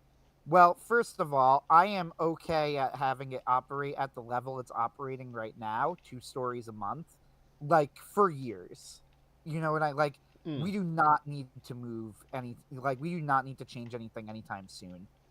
You know what I Right. mean? Oh Like yeah. it could last like this, just exactly as it is for a while. Well, version However, drift kills a lot of projects, and it's like, no, no, we're good. We're going to be good here for a very long time. exactly. That's one thing. Like when I started this, my main goal was stability. Like I want this to be something that lasts and isn't a flash in the pan. This is why when we started Hightower magazine, like the first thing I said is kind of part of the mission statement is in 10 years I want us operating. Uh, Mm-hmm. right? Like that doesn't mean it might mean that we're operating with a website that looks exactly the same as it does now, paying the same amount of money, doing 2 stories a month, but we're still around, right? Oh yeah. That's the goal. That's the number one goal. Now, with that said, are there things I would like to do? Yes. The main one is it would be nice if we could pay our authors a little bit more, right? Mm-hmm. Always, because I believe in paying artists. I don't think it's bad to have token payments as long as you're upfront about it and you're clear. It's like, look, we Yeah. just don't have, we have limited funds. This is what you're going to get. If you don't want to submit, I understand, right? I Mm-hmm. think that unless it's for charity, which is different because then you're doing it literally like for a cause. But unless it's for charity, I don't believe in not paying authors. Like, I think that that's straight up immoral. Mm. So this was very important to me that this was one thing when I was submitting my story. There were a lot of places that just didn't pay, and they were it's like, why are you publishing the story? Well, cause you want it to be published, right? Okay, Yep. well then why can't I just put it up on my blog at that point, right? Uh, Yeah. which is what Andy Weir did with The Martian, uh, before it came out on Amazon, or Oh, before it came out with his so many publishing people. company. Yeah. So many So people. like it's completely pointless to me if you don't pay your authors. I again, with the one exception I will say of like it's a charity. Okay, Yeah. fine. That's another, that's a completely different story. There's also some places that will have a competition and will make it very clear that like the winner will get a very large amount of money, like $500 or something, or $1,000 or whatever, and everybody else will be like, second place gets like 30 free copies of the book, and third place gets 20, and then the rest just are on the website, right? Yeah. Like, I okay, mean, that's a Man's little bit World did different. that, Yeah, where it was a very, very nice prizes, worth it and all this good stuff. And, the stories chosen, oh, absolutely peak. But, guess what? Put it in, didn't get chosen, didn't earn me any money. So it's like, that's all right. But it's like with the contest and all that jazz, it's special. I actually like the contest model a bit better than some models that get bandied around, just yeah. I don't because. hate the contest model at all. I think that that's fair, as long as you're clear again up front about what you're doing. Yep, It's like this is a contest. This is the prize. If you don't like it, then don't enter, which is perfectly fine, right? Like, yep, and to be clear, I don't even have a problem if you would rather, like, hey, the odds of me winning are very low, and I would rather make something off of this, so I'm going to submit to other places, right? yep. Okay, go with God, right? Like, I did this with the last fight of Sir Lancelot. I submitted to Bane's Fantasy Adventure Award and to various other places, since they permitted simultaneous submissions. After my story was selected for submission by Variety Pack Fiction, uh, I contacted them, including Bane, and I said, "Yeah, I've been submitted. I'd like to be taken off." And they just said, "Okay, congratulations." Yeah, Yep. which is the appropriate response as far as I'm concerned. I have no issue with the way that Bane did it, and I perfectly fine. There is one thing I think that we should talk about with Hightower because I mentioned there were certain rules governing how we discuss this, but Mm-hmm. uh, as editor in chief, since I make the rules, I Oh, am not. I am automatically not breaking them when I talk about it. The hate mail. oh, I love hate mail. I can't Yay! actually. I'm actually gonna like. I love a hate mail in the sense of, but at the same time, I hate it. I'm like, you spent your precious life on this. Like there's so many other things that you could do, Yes. So, and friends, listeners, the hate mail that we got for Hightower was completely unhinged. It made zero sense, and it was very funny. We were all very amused by it. So here's a disclaimer. I am not going to give, due for reasons of professionalism, I will not be giving any identifying characteristics of the writer. Like, you will not be able to figure out who wrote it based on what we're saying. Nor am I going to like link to his email or blog or anything. This is entirely, you're gonna have to take our word that this was real. I mean, we could be making it up, but like, why would we? it's Yeah. well, some people do farm controversy, but it's like we're like going, this is funny, guys. This is No, look. There we're not even farming contra. I'm not trying to mobilize people. I'm just telling you this cuz I found it interesting. I'm pretty Uh mobilized already, Anthony. yeah, exactly. Besides, we don't need to be mobilized, this was literally one guy. Now, I will say with a disclaimer that there were a few people who submitted stories and then said, "Hey, I would like to withdraw my story from submission." Some of them didn't say why, so there could be any number of reasons. They could have been accepted somewhere else. They could have been dissatisfied with their story and want to edit it. Who knows? If they didn't, I would just say, "Okay, thanks," and move on. At least one person said, hey, I'd like to withdraw it because I'm not sure what I think about Superversive actually after having read up on you guys a little bit. And Mm-hmm. my response to that was like, that was it. They said it in like roughly that tone, right? And I responded, okay, thanks for letting me know. No hard feelings. Like, because I'm not gonna, we're not here to make enemies, right? Right. Like, if you don't like the Superversive philosophy for whatever reason, nobody's making you submit to us, nor are we desperate for your submissions. Uh, Mm-hmm.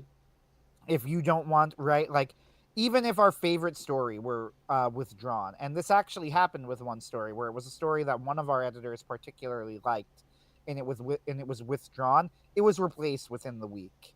Yep. Like, we're really not going to lose sleep over this.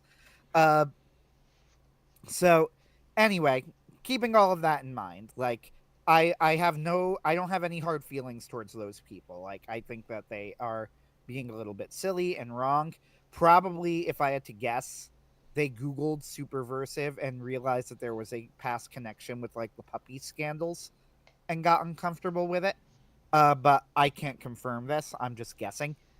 Uh, so this guy or girl, by the way, I could actually say this because the name was gender neutral. It could have actually been it legitimately could have been a guy or a girl. I literally have no idea. Uh so when I say Wild. guy, just yeah, so when I say guy, just know it's the generic.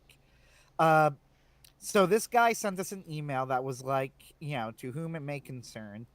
I don't have it up in front of me. I'm going off of memory. But it was basically a normal email. It's like, at first I saw what you did and I thought, oh, this is like pretty good. But then I read on and I read the essay, and it was a really terrible essay. Now, I don't remember the wall of text he went into trying to justify why Tom Simon's brilliant essay, which, like, I don't say that with any I'm honestly not pumping it up. I know that, like, we built our brand around this, whatever, and we have every reason to, but we picked this to build our brand around for a reason. It is a genuinely brilliant essay Mm. that all you should read. Tom Simon's essay titled Superversive, that dates from 2003 Yeah. or something. Something Like, like it's a that. very old essay at this point. So it's an over 20-year-old essay at this point. So anyway, the original Superversive essay, he had some weird random criticisms of it. The funny part is he started from the A of, why are you only taking superversive fiction as if that's the only fiction that has value? Well, as we discussed today, it's not the only fiction that has any value. It is also It the only fiction that has any value. But it is, yes. No, but even if it like, assuming here, like, it's not like, it wouldn't really matter. It's because that's what we're doing. Like, why are there fantasy magazines? Would you write into a fantasy magazine and go, why do you only think fantasy is any good? And then you go like, what are you talking about? It's just because that's what we're publishing. you know this is what we decided to publish. It's like, why are you focused on superversive fiction? Well, because we decided to write it. This is what we want to see more of. It doesn't mean it's the only thing that can possibly be good. It's just the thing that we want to see more of. Whatever. And then it eventually got to the Z of, how dare you support genocide? Like, I want to be very clear here. I'm not, like, this is explicit in the email. This is not me reading between the lines. It's also like, this is before we put out any stories. This is before James' story came out, right? Yep. So, based off of literally nothing, we didn't put out any stories, release no statements, right? Mm-hmm. It started off with the A of, I wish you published more than and valued more than just superversive fiction, and got to the Z of, how dare you support genocide, you monsters. Uh, How like, how we never how mentioned dare you? genocide. Not publicly. It also, oh, what was the line? The line was like, may the screams of the people who are being bombed haunt your nightmares, Hold on, or I may the gotta. screams of the yeah, I'm may the pulling it up. I'm just screams gonna of pull it up. May yes, the screams of people burning alive under the bombs of genocide haunt your nightmares. Yeah, What a line. yeah. Again, we never mentioned any genocides, right? We didn't So, talk about them. We didn't reference them. So, and he got from, you like superversive fiction? How dare you support genocides? How do you sleep at night? And it was like, what on earth? so So, here's how he yeah. goes. He goes, Tom argues that subversion comes from having not yet learned to stop hating his parents. I would argue that Tom sounds like an old man in a nursing home, aging alone, wondering why his children don't visit them. He turns to his nurse and says, "They never learned to stop hating me." She turns to him and asks, "Did you ever stop beating them?" Like, what? Like, it's an entirely made up thing. It's like you're arguing with the person in your head. You know, once again, if I really had to guess what was going on here, and I can't confirm this for certain, but if I really had to guess, he looked up Superversive and realized that we had connections with the Sad Puppies and Rabid Puppies scandals, right? Sure. Uh, and as a result of this, he decided that we were evil, non-good, unplus, bad thing, and had to be stopped at all costs. At all So, costs. A yes, harsh email. Oh, uh, after much debate and mostly internal debate, and when I say much, I mean like 5 minutes of it or so. Uh, mostly I laughing. yes, I decided to respond. Now, you might go, why would you bother responding? The answer is because it was funny. Uh, That's the only I'd answer like you to be need. more mature than that, but that is the answer. You're right. There is a larger thing. It's like you're absolutely right. There is literally no purpose in me responding to this person. I could have just deleted the email and nothing would have changed. However, I wanted him to know that we read it. So I sent him a response that was two sentences wrong. It said, "Hello. Thank you for your email. We stand by Tom's brilliant essay 100%. I'm paraphrasing myself here.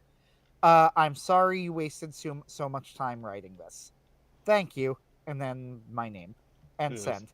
That's it. That was the entire response. Like, basically, we're what you wasted your time. You shouldn't even have written this. We're not Never going to should have change our come opinion. here.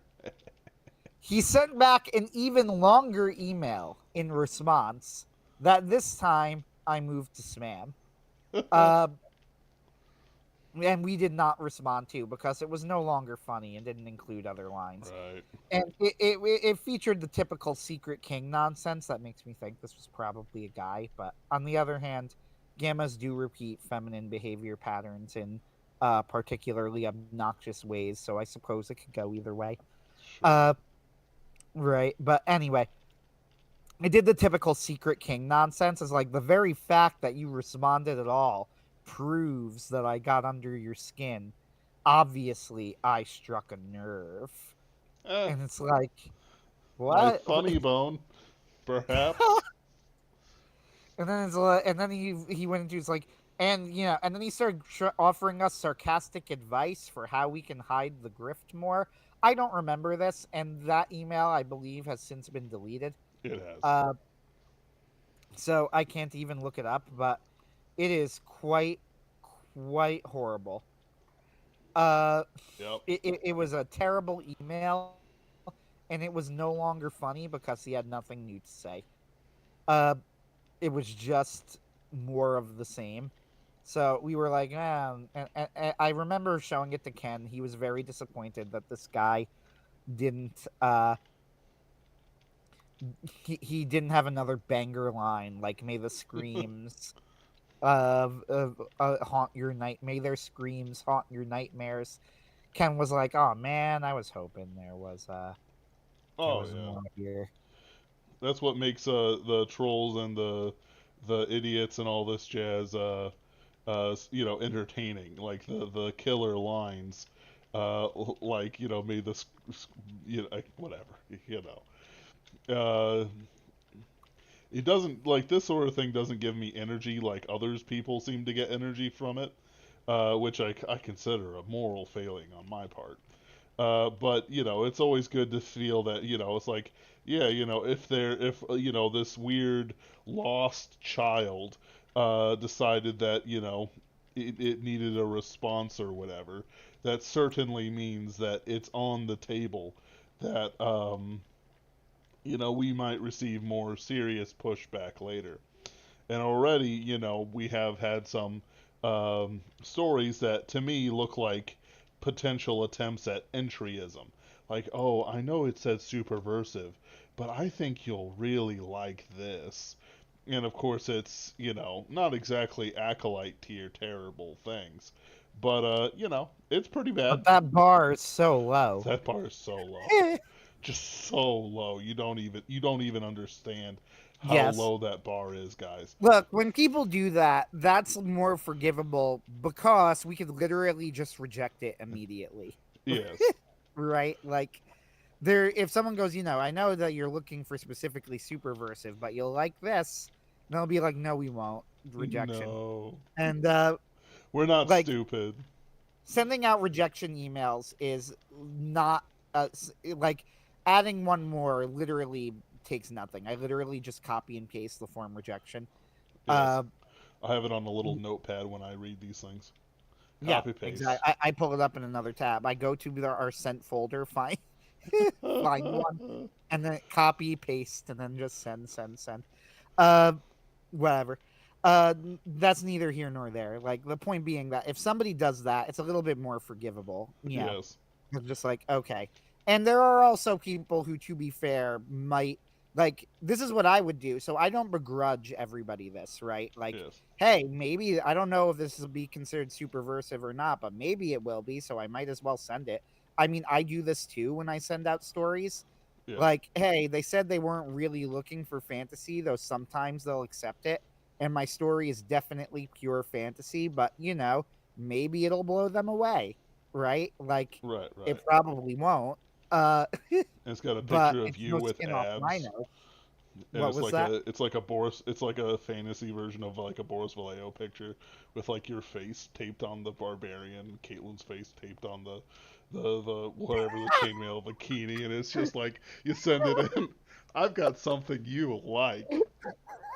I know you said you don't want it, but I know, and you just slowly slide it across the table. Incredible.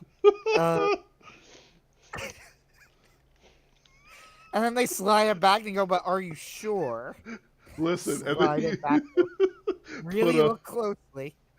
put $100 on it. I understand how these things work. Slide across, and it's like You realize you get paid $20 if you're accepted. Oh, I know. And I expect it in my PayPal, by the way. You pay promptly, right? I'm gonna need that $20. I'm losing 100. Unexpected expenses. You guys drive a hard bargain. Wow, that was incredibly dumb. It's such a dumb joke. Okay. Point being, yeah. Oh, I will mention one other pattern that I've noticed that has remained incredibly consistent, and you can make of this what you will. You could also say that maybe I'm being unfair. I'm just telling you what I've seen. I can only promise you that if there is an exception to this, I assure you that I will not judge it in advance.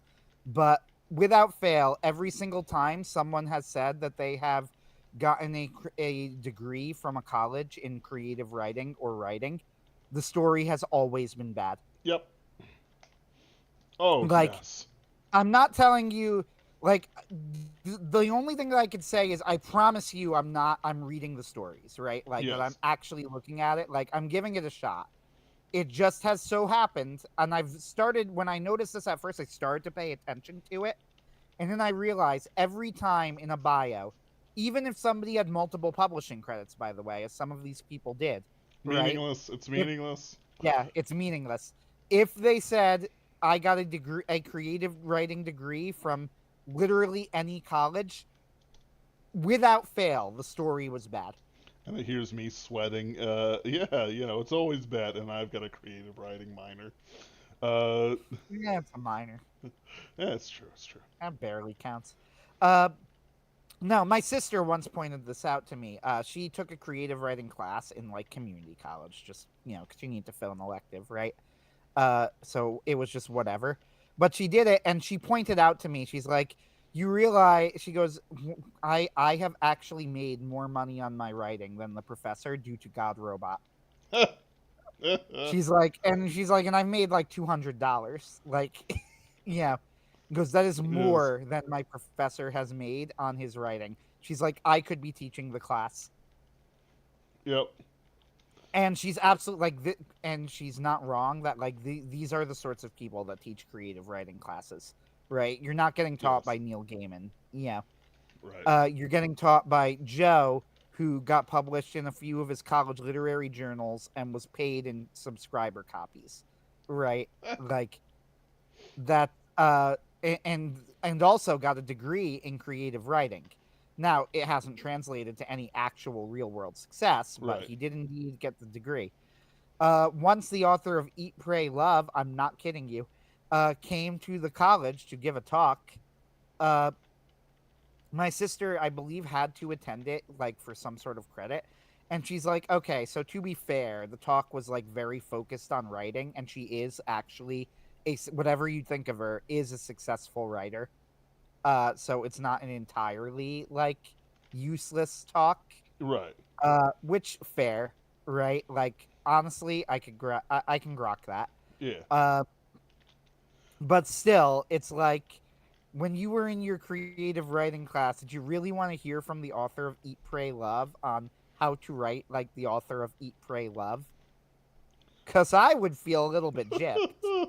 Uh, It's like, so what do yeah. you do? Well, I was in a coffee shop and I looked at the wall where there was a picture of a woman who looked just like me holding a coffee cup. And it said, pray. And then there was another one where she was eating a croissant and it said, eat. And then there was another one where she was holding somebody's hand and it said, love. And I thought, pray, eat, love, that doesn't make sense. And then I thought about it. Eat, pray, love. And it wrote itself. Yeah, the funny part is it's not even fiction, it's a true story. It's kind of. Yes. I say kind of because when you look into the actual details of the story, it's very different. Yes. Uh, the real Fernando or whatever the hell the guy's name I is, who didn't she even know it was a ran off. book, Anthony, quite frankly. Yeah, yeah. I thought it The- was the- just a vehicle for just a selling movie. quiche stuff at like Walmart or something at Oh, do you Target. not know the story? Like she left No. her husband. She ran off. She left her husband because she was unhappy in her marriage. Unhappy. Yeah. By the way, F's in the chat for Dalrock, who finally took his site down. It was very sad. No. Anyway, and as far as I know, he's the origin of the unhappy meme. Anyway, actual F in the chat. I dig it. Anyway, uh, so she left her husband because she was unhappy, and she traveled the world, and she eventually ended up with a hot foreign man named Fernando. Now, all of this is I'm sort of intimidated by technically true. Fernando, Anthony. I'm intimidated Yeah, by all of this Fernando. is sort of technically true until you learn that Fernando is like way, way older than her, quite short and kind of ugly. Uh, I'm the less guy they intimidated had, by Fernando now. yes, the guy that they had play him in the film certainly doesn't look like that. Uh, Excuse me. I can promise Excuse me. you that, but nevertheless, that's the real Fernando. Uh, I know this because Dalrock used to talk about it, like when women were selling this divorce fantasy. And like I said, I'm gonna be a little bit fair to the college here and say that I can understand like why you would bring this woman in because she is an actual successful author and also her story is at least 50% fiction. So, uh, selling the even if it's not, lifestyle, baby. yeah, exactly. So in terms of creative writing, like she is definitely more qualified to teach it than most college professors. Uh, this isn't even a joke. Like that's a Oh, I completely know, legitimate point. Like, and I'm laughing. uh, It's an ironic, yeah, sort of you're, cruel you're right. mockery. But yeah, my sister pointed this out. She had a story, so I'm gonna tell this one more time because it also makes me look good, which is why I'm telling the story. Hey, that's the only Uh, reason, baby. she had a story that she presented to the class. Now, obviously, this was the sort of class that looked down on any genre fiction, right? Because of course it does, right? Yes. Fantasy and science fiction is lesser crap. Well, my sister, like she was smart enough that she wasn't buying any of this shit.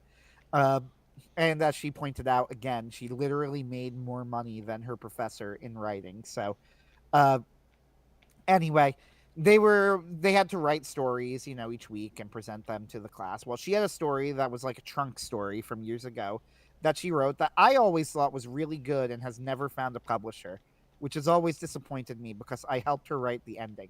This is the part that makes me look good. Uh, it's a story called Closure. Ben, you might have read it. I'm not sure. I can't remember it offhand. Okay. I don't know if you did or not, but the story was basically about a guy, and it was a riff off of, like, I was talking about how disgusted I was at, like, mediums and the Long Island medium and whatever on shows. And I said, Hmm. it's bullshit because she never has, like, she never talks to grandma, and grandma goes, like, no, I hate your new bitch wife. Uh, right? Like, that's how She it's smothered me nonsense. with a pillow. That. Yeah. Like it would never happen once. Like, no, that's nonsense. Right. Uh, so she had a story that was like a I guy is wasn't going to get shriven. That literally yes, sent me to hell. yes. They go, yeah, grandma's in hell. Um, she's sorry. That'll be Yeah. $50. Yeah. Anyway, so my sister had a story about a guy who was getting married to someone, and before he got married, he had an ex-wife who was dead, and he was going to different mediums trying to because he felt guilty about it, and he could tell all of the mediums were fake because none of them were like actually what his ex-wife was like. Finally, he finds some random suburban soccer mom who actually can channel spirits, and the ex-wife calls the new fiance a bitch and like gets in a slap fight with her. Uh, and then when it ends, the whole room is in shambles, and the guy tips her $100 and kisses his fiance and says, "We're getting married tomorrow." And then he's like, "What do you mean? She said she wasn't happy with me." It's like, "Yeah, but now I remember what a bitch she was." It's like, screw that girl. Uh, so I always thought that the story was hilarious. It's great. Yeah, nobody else understood the story as far as I could tell. She showed it to like her college class, and none of them understood that it was a comedy. Like, none of them understood, they were just like, "Oh, this is a very interesting story." And she's like, "No, it's funny." It's very Laugh. funny. Yeah, she's like, "It's funny." Laugh. It's like, I don't get it. What's funny? And you go, the whole thing's funny. It's ironic. Uh, and I helped her come up with the ending to it because, like, I think the original ending actually wasn't funny. He just like leaves the medium and he's just kind of freaked out by it. And I said, "No, you're missing the joke." I'm like, the joke is that he knows that she's a bitch now, so he's okay with getting married. And then she's like, "Oh, that's way better." Uh, so I've always taken it very personally that nobody has accepted that story, as she has like workshopped it around and submitted it to places for years. Yes. I'm like, no, the story's funny, The story's uh, incredible. and it has a great ending. Anyway, uh, the point being, there's really no moral here except that if you have a creative writing degree from a college and you're submitting to us, I'm just saying that at this point you're behind the eight ball a bit, so be warned. Yes. You gotta overcome a little bit of inbred bias, but uh, if it makes you feel any better, we did not start out that way. I will tell you, I honestly did not start out that way. My original reaction to seeing this was, oh, maybe it's somebody who's actually competent. And now it's like it quickly turned into, wait a minute, there is a pattern here. Why are all of these stories bad? Well, Uh, like, you guys have to understand, like, reading through the slush, I might have a stack of like 15 over the last, who knows what. And then it's like, okay, so how many did you accept? One, barely. Uh, Hmm. like, yeah, just like, so in other words, it's like, And some of it's luck of the draw. Like one of our editors accepted a few, and as I've looked over them, I wouldn't say that he was wrong for accepting any of them. yeah, Like so, some of it's just like Ben happened to get a stack that didn't have as many good ones. right. I mean, I think I gave myself Ben's Wiki just because it's like, yeah, you know what? I'm tired of this nonsense. I want Oh an yeah, author who has a better chance of being good. we can announce that then. I guess Ben's wiki will be our June 28th story. Oh, yes, yes. It's gonna be good. It's going to be good. It is pretty good. It actually really is. I was It's very great. like, uh, he gave us something very different. I will say, it, and to me the rhythm of it felt very Chestertonian, and you'll see what I mean when you get it. I hope. Oh, yeah. 10 out of 10. James Pyles was a great, strong start, and Ben's Wiki will be the good follow up for it. And, yeah, I'm pretty happy with how things are going and the quality So am I. thereof. Hey, I just gotta catch up on my slush pile tomorrow. Don't think about it. Uh, anything else to add, Ben? Nope. I'm proud of what's been going on so far. I'm proud of the example of the hate mail we've gotten, and I think that everyone uh, uh, will really enjoy what we have coming up next. Uh, I don't think we have anything next week. I do know we do want to get Ben's wiki on, uh, I'll contact him. and what else was there?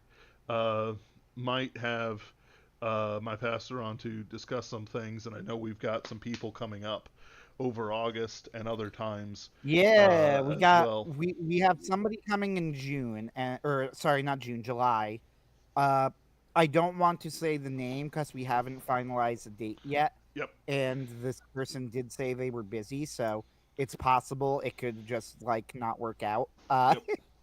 But they did say they would do it, and I think it's going to be a really, really interesting interview. As a hint, it was somebody who was interviewed on Pints with Aquinas.